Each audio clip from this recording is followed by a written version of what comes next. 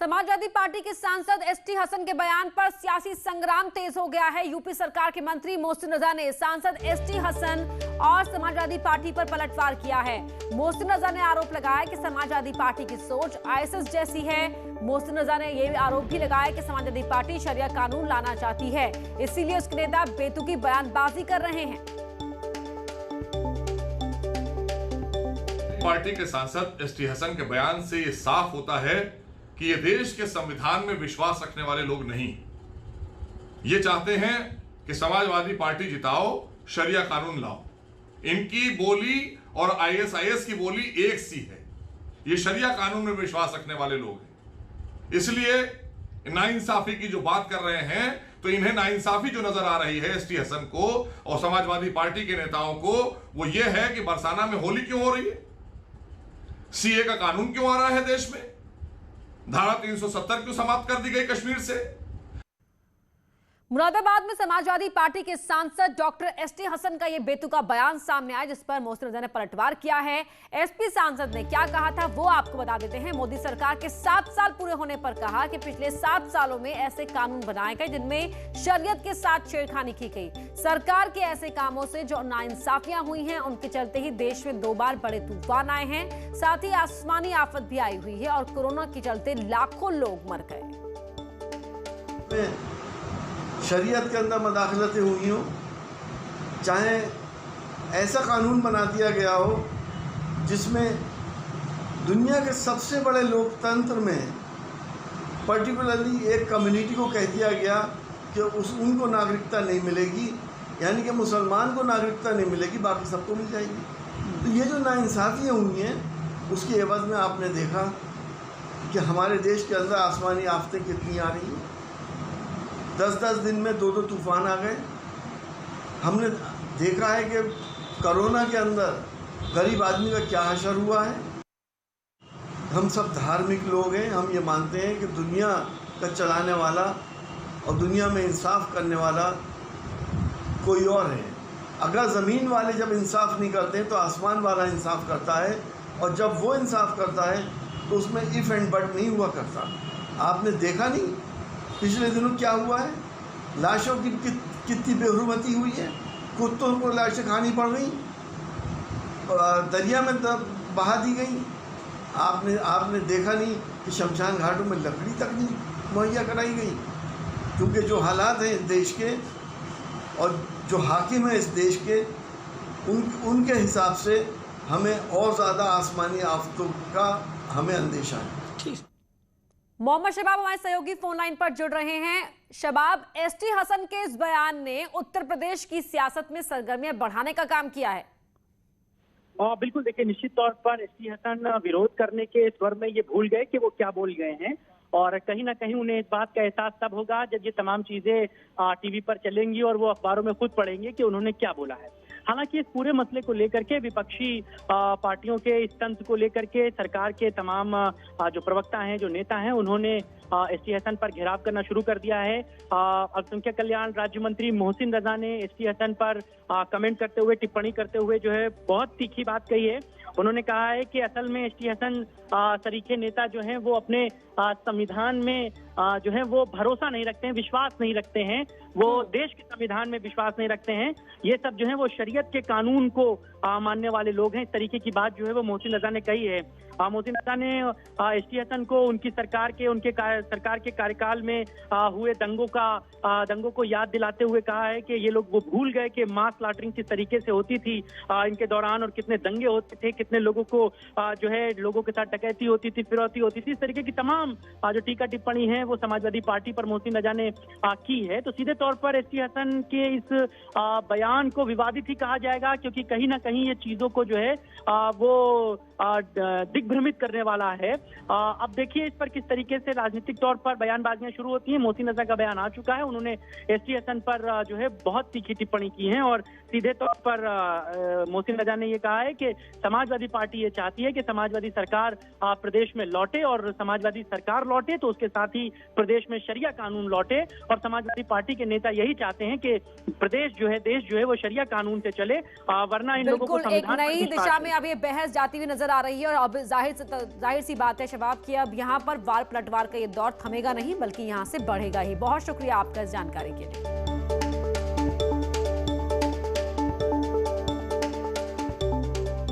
तो सुनाया हमने आपको कि किस तरीके से मोहसिन रजा ने पलटवार किया है एसटी हसन के इस बयान पर, और कहा है कि दरअसल जो समाजवादी पार्टी है उसके नेता हैं वो देश के अंदर संविधान को नहीं मानते बल्कि शरिया कानून को लागू करना चाहते हैं। ऐसे नेताओं की सोच आईएस जैसी है जो कि शरिया कानून को लागू करवाना चाहते हैं और देश के संविधान पर उनका भरोसा नहीं है।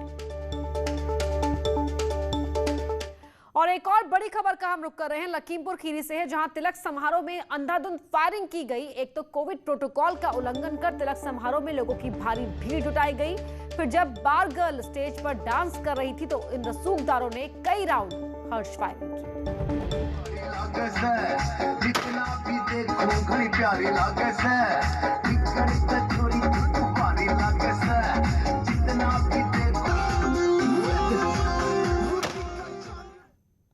बुलंदशहर में आलमपुर गांव में जमीन विवाद में एक ही परिवार के दो पक्षों में खूनी संघर्ष हो गया, जिसमें एक बुजुर्ग की चाकू से गोदकर हत्या कर दी गई, जबकि 2 महिलाओं समेत 6 लोग गंभीर रूप से घायल हो गए। बताया जा रहा है कि पीड़ित परिवार ने एक दिन पहले भी पुलिस से शिकायत की थी, लेकिन कोई कार्रवाई नहीं की गई। फिलहाल अब पुलिस ने पूरी घटना की जांच शुरू कर दी है। भराम ना करन दे हम कौन बच्चे इनके ना भैया इनके धर्मवीर राकेश नु भराम ना करन दे में, और डंडा लेके कुल्हाड़ी लेके सब जन बच्चा गो मारने को तो कल तो मारे ना। किन किन ने मारे? धर्मवीर पूरा जन बच्चा एक मासूम। इटावा के एक दिल कस्बे में दवाई लेने जा रहे एक युवक को दबंगों ने गोली मारकर घायल कर दिया। घायल युवक को इलाज के लिए जिला अस्पताल में एडमिट कराया गया। बताया जा रहा है कुछ दिन पहले एक विवाद के दौरान युवक ने बीच बचाव किया था, जिससे नाराज दबंगों ने युवक को गोली मारी। फिलहाल युवक को सैफई पीजीआई रेफर कर दिया गया है। पुलिस ने मामले की जाँच शुरू कर दी है। तोमर नाम का एक लड़का है जिसके पैर में घुटने के नीचे उसे गोली लगी है और उसे यहाँ पे जिला अस्पताल में चिकित्सा है तो यहाँ पर उसे भर्ती कराया गया है। और जब उसे छानबीन की गई तो उसके द्वारा बताया गया कि उसके ही पड़ोस में रहने वाले कुछ लड़के हैं जिसका नाम ले रहा है, उसके द्वारा उसे गोली जो है मारी गई है। प्रयागराज में एसटीएफ और पुलिस की संयुक्त टीम ने लाखों रुपए के नकली नोट के साथ आरोपी रुपेश कुमार को गिरफ्तार किया है। आरोपी फूलपुर के मलकापुर का रहने वाला है। उसके पास से 500 के 1 लाख के नकली नोट भी मिले हैं। आरोपी के साथ पश्चिम बंगाल के मालदा का सरगना दीपक मंडल और अटलापुरम का राम साहू फरार हो गया। पुलिस दोनों की तलाश कर रही है। दीपक मंडल को 4 साल पहले भी दिल्ली पुलिस ने 5.5 लाख के नकली नोटों के साथ गिरफ्तार किया था। प्राथमिक जानकारी के अनुसार इस संबंध में एक व्यक्ति रुपेश को लोकल एसटीएफ ने गिरफ्तार करके दिया हुआ है। उसके पास 1 लाख की फेक करेंसी बताई जा रही है। इस मामले में आगे हम लोग जानकारी करते हुए और उसके बाद से कार्रवाई करेंगे। सीतापुर में बालाजी मंदिर में चोरों ने दान पात्र में रखे हजारों रुपए की नकदी और भगवान की मूर्ति पर सोने के गहने चुराकर फरार हो गए। चोरी की पूरी वारदात सीसीटीवी में रिकॉर्ड हो गई। मंदिर के पुजारी के मुताबिक सुबह मंदिर के द्वार खोलने पर चोरी का खुलासा हुआ। पुलिस ने मामले की जांच तेज कर दी है। बालाजी मंदिर पर यहाँ पर जो है कल शाम को पूजा हुई थी, उसके बाद बंद हो गया मंदिर। सुबह जब 4 बजे हम उठे सो के तो मंदिर की गुल्लक टूटी मिली और पैसा और बालाजी के कड़ा, इधर कृष्ण जी के जो है जेवरात जो है राधा जी के, वो सब भले गया। चोर जो है इसी कैमरा में पूरे तरीके से कैद है, पूरी शक्ल दिखाई देती है। सहारनपुर में गंगो इलाके में पुराने विवाद में 2 गुटों में मारपीट हो गई। दोनों ही तरफ से जमकर लाठी डंडे चले, जिसमें कई लोग जख्मी हो गए, जिसमें कई महिलाएं भी शामिल हैं। मारपीट का वीडियो भी सामने आया है। पुलिस ने वीडियो का संज्ञान लेते हुए जांच तेज कर दी है और एक आरोपी को अरेस्ट कर लिया है। ये थाना गंगो क्षेत्र में 2 पक्षों के बीच में विवाद हो गया था, जिसमें उनके आपस में उनकी लड़ाई हुई इसमें जो है हमने मुकदमा कराकर इसमें एक आदमी को पकड़ लिया, बाकी के खिलाफ कार्रवाई की जा रही है। इनका जो है पुराना एक मैटर था जिसकी वजह से इनके आपस में किसी उस बात को लेकर आज इनके बीच फिर से लड़ाई हुई। इटावा के बसरेहर इलाके में बरेली हाईवे पर बेकाबू ट्रक ने पैदल जा रहे एक राहगीर को रौंद दिया, जिससे उसकी मौके पर ही मौत हो गई। हादसे के बाद स्थानीय लोगों ने हाईवे पर जाम लगा दिया। मृतक इटावा के मोहब्बतपुर गांव का रहने वाला था और उसकी 4 मासूम बेटियां और एक बेटा है। मौके पहुंचे अधिकारियों ने भीड़ को समझाने की कोशिश की, वहीं मौके से ट्रक ड्राइवर फरार हो गया। देखिए, जानकारी के अनुसार एक व्यक्ति है प्रेम सिंह और सरमन, उनका यहाँ पे एक ट्रक से एक्सीडेंट से डेथ हो गई थी। तो ग्रामीण चूँकि यहीं के रहने वाले थे, लोकल के थे, मोहम्मदपुर लुथपरा क्षेत्र के। तो हम लोगों ने आके ग्रामीणों से, उनके परिजनों से बात की और शांतिपूर्ण रूप से उनकी जो डेड बॉडी है उसको हम लोगों ने पोस्टमार्टम के लिए भेज दिया है। आगे नियमानुसार कार्रवाई की जाएगी। आगरा पुलिस ने अवैध खनन में लगे 6 डंपर और ट्रकों को सीज किया है। ये ट्रक राजस्थान से बिना परमिशन के यूपी आते थे और अवैध खनन के कारोबार में शामिल थे। पुलिस ने राजस्थान के बॉर्डर पर चेकिंग करते हुए इन ट्रकों को पकड़ा। पुलिस ने इन डंपरों और ट्रक ड्राइवरों को भी हिरासत में ले लिया है। ऐसे बड़ी मात्रा में खनन के डंपर और ट्रक चलते हैं, उसके तहत रात में कार्रवाई की गई और 6 खनन के ट्रकों को, डंपरों को पकड़ के सीज किया गया है जो बिना कागज के चल रहे थे और उनकी रिपोर्ट संबंधित खनन विभाग को दी गई। शाहजहांपुर के सड़ा गांव के पास में एक बेकाबू ट्रक ने 3 लड़कों को रौंद दिया, जिसमें 2 की मौके पर ही मौत हो गई जबकि एक गंभीर रूप से घायल हो गया, जिसे इलाज के लिए अस्पताल में भर्ती कराया गया है। पूरी घटना से इलाके में हड़कंप मच गया। बताया जा रहा है कि सभी लड़के देर रात बैंड में काम करके घर लौट रहे थे, तभी पीछे से आ रहे ट्रक ने उन्हें रौंद दिया। घटना के बाद ट्रक ड्राइवर मौके से फरार हो गया, जबकि ट्रक को पुलिस ने जब्त कर लिया है और मामले की जांच शुरू कर दी है। तीनों लड़के बनारस देवी गांव के रहने वाले हैं। कौशाम्बी में बालू लदे ट्रक से अवैध वसूली करते हुए पुलिस का वीडियो सामने आया है। वीडियो में साफ दिखाई दे रहा है कि ट्रक ड्राइवर चौकी से गुजरता है, तभी एक सिपाही ट्रक रोककर ड्राइवर से 50 रुपए का नोट लेता हुआ दिखाई दे रहा है, लेकिन सिपाही 100 रुपए की मांग कर रहा है। चायल चौकी के पास ट्रकों से अवैध वसूली की शिकायतें पहले भी सामने आई थी। बड़ी खबर चित्रकूट से, जहां पुलिस की टीम पर हमला हुआ है। आरोप के मुताबिक अवैध खनन की शिकायत मिलने पर जब पुलिस मौके पर पहुंची तो बालू माफिया ने उनके ऊपर हमला कर दिया, जिसमें 3 पुलिस वाले गंभीर रूप से जख्मी हो गए।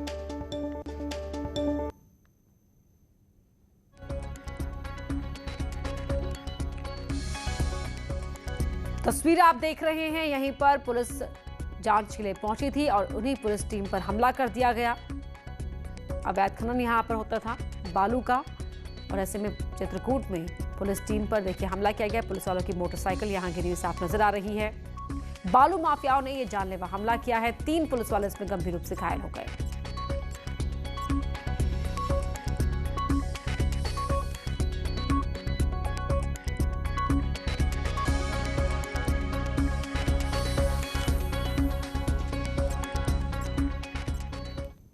बड़ी खबर उत्तरकाशी से आपको बता रहे हैं, जहां बादल फटने से तबाही हुई है। बारिश और ओलावृष्टि से यहां पर अफरा तफरी मच गई। बरसात से लोगों के बीच अफरा तफरी है। बादल फटने से कुमराडा गांव में तबाही हुई है। जिले में लगातार बारिश बढ़ रही है। चिन्याली सॉर्ट ब्लॉक का ये मामला है, जहां पर बादल फटने से भारी तबाही हुई है। लोगों के बीच अफरा तफरी मची हुई है।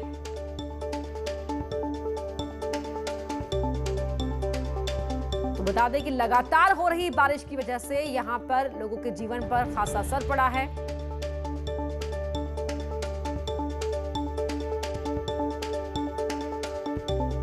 तो उत्तरकाशी में मौसम मुसीबत बना हुआ है। लगातार हो रही है बारिश। देखिए तस्वीरें देखिए कि जहां तहां सिर्फ पानी ही पानी भरा हुआ है। आप देख सकते हैं चिन्याली सॉल्ट ब्लॉक का ये मामला है। पानी के साथ मलबा भी ऊपर से नीचे आ रहा है। ऐसे में लोगों के घरों में भी मलबा घुस गया है। काफी परेशानियां यहाँ पर लोगों की हो रही है। संपर्क मार्ग टूट गए हैं।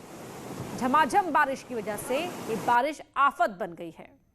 सुनील नवप्रभात हमारे सहयोगी जुड़ रहे हैं। सुनील, क्या स्थिति है, क्या हुआ है यहाँ पर? देखिए अपर्णा, उत्तरकाशी में लगातार बारिश का सिलसिला जारी है। इससे पहले कल रात भी उत्तरकाशी के गंगोत्री हाईवे पर एक लैंडस्लाइड हुआ था जिसमें बड़ी संख्या में बकरियों की मौत हो गई थी। अभी जो कुमराड़ा गांव है इसमें पिछले हफ्ते ही यहां पर बादल फटने की घटना हुई थी। बड़े पैमाने पर खेतों को नुकसान पहुंचा था, कृषि भूमि को नुकसान पहुंचा था। एक बार फिर यहां पर पानी भरा है, बड़े पैमाने पर यहां पर लगातार भारी बारिश हो रही है। हालांकि जिला प्रशासन के द्वारा अभी वहां पर जो डिजास्टर मैनेजमेंट की टीम है उसको मौके के लिए रवाना कर दिया है, लेकिन लोगों में अफरा तफरी का माहौल है। तो लगातार मौसम आफत बना हुआ है। बहुत शुक्रिया आपका इस जानकारी के लिए सुनील। तो पिछले हफ्ते बादल फटा, उसके बाद लगातार बारिश हो रही है और इस बारिश की वजह से ही यहाँ क्या हालत है, किस तरह से लोग अपना जीवन बिता रहे हैं वो तस्वीरों से साफ हो रहा है। मुसीबतें कई ज़्यादा है, चैलेंजिंग बना हुआ है ये मौसम। तस्वीरें आपको हम दिखा रहे हैं, एक्सक्लूसिव आप देख सकते हैं उत्तरकाशी की तस्वीरें हैं जहाँ पर मौसम आफत बनकर बरस रहा है। हो रही है लगातार बारिश यहाँ पर, इसकी वजह से लोगों के घरों में पानी भर गया है, मलबा ऊपर से बहकर आ रहा है। और तस्वीरें आप इस वक्त देख रहे हैं एक्सक्लूसिव, जहाँ पर कुमराना में पिछले हफ्ते बादल फटने से भारी तबाही हुई थी।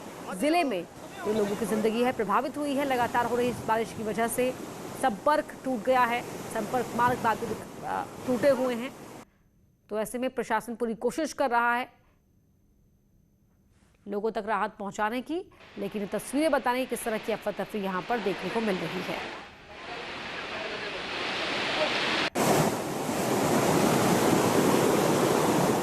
और एक बार फिर हम आपको तस्वीरें दिखा रहे हैं उत्तरकाशी के चिन्याली सौड़ ब्लॉक की तस्वीरें आप देख सकते हैं। मौसम यहाँ पर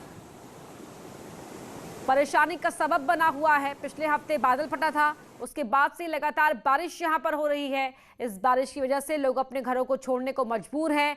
खेतों में पानी भर गया है, पहाड़ में ऊपर से नीचे मलबा बहकर आ रहा है। कल कई बकरियों की जान चली गई थी, मवेशियों की जान आफत में है, लोगों की जान आफत में है। और किस तरह यहाँ मदद पहुँचाई जाए ये भी अपने आप में काफ़ी चैलेंजिंग बना हुआ है, चुनौतीपूर्ण है, क्योंकि रास्ते टूट गए हैं, संपर्क टूट गया है गाँव से। ऐसे में यहाँ काफ़ी अफरा तफरी देखने को मिल रही है।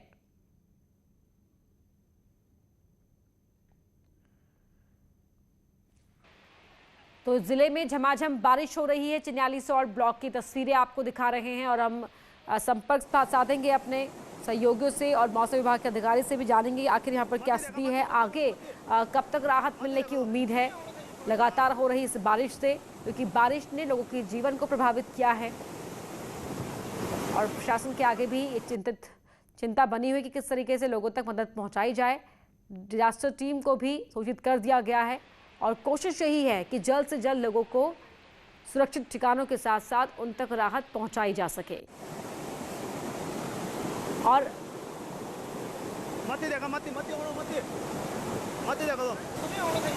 तो मौसम देखिए किस तरह से यहाँ पर आफत बनकर बरस रहा है, वो इन तस्वीरों से साफ जाहिर हो रहा है। ये बहुत बड़ी परेशानी उत्तरकाशी में लोगों के आगे, किस तरीके से यहाँ पर जीवन व्यतीत किया जाए, जहाँ पर सिर्फ पानी ही पानी हर तरफ है, संपर्क मार्ग टूट गए हैं, लोगों के मवेशियों की मौत हो गई है और खुद लोगों की जिंदगी भी यहाँ पर आफत में है। झमाझम हो रही बारिश की वजह से ये बारिश फसल के चौपट कर चुकी है और घरों को नुकसान पहुंचा है, सड़कों को नुकसान पहुंचा है, वो इन तस्वीरों में आप देख सकते हैं। यहाँ रुक रहे एक छोटे से ब्रेक के लिए, जल्द लौटते हैं।